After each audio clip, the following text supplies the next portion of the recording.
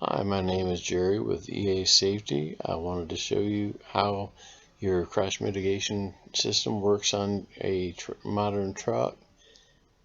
I've got some information from the Freightliner website, and it's pictures of the Freightliner dashboard.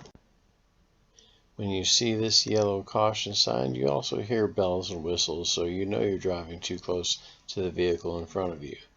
After the alarm deactivates, we must be at a safe distance, correct? No, you should be at least 5 seconds behind the vehicle in front of you, and this is only 2 seconds following time. So we know we need a lot more, even though the alarm has stopped working. And now we're getting up to 3.7 seconds, we're still too close. Now we're up to 4.8 seconds, now it's 5.7. This would be okay on perfect conditions, but if it were raining, you would want more than 5 seconds following time. Now we're at 6.3. You see the truck has almost disappeared in the screen, and 6.5, and you see it disappears completely at about 7 seconds. And this would be the ideal following time, especially if you're in adverse weather. So a lot of people would be wondering, if I'm supposed to have 7 seconds, why does the alarm stop going off at 2 or 3 seconds?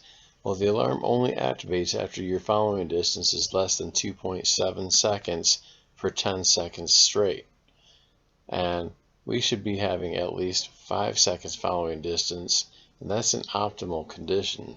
So the alarm is not really telling us to give the right following distance. So if you're following just outside the limits of the alarm, you know you're following too close. So the idea I want to get across here is sometimes this modern technology can lure us into a false sense of security. We think we're using the right following distance when really we're not. And I just want to help everybody try to be as safe as possible. Remember that it's not giving you permission to drive 3 seconds behind the person in front of you. You still have to keep at least 5 seconds following time. If you like my video, please subscribe, like the video, share it with your friends, and hope this helps somebody out.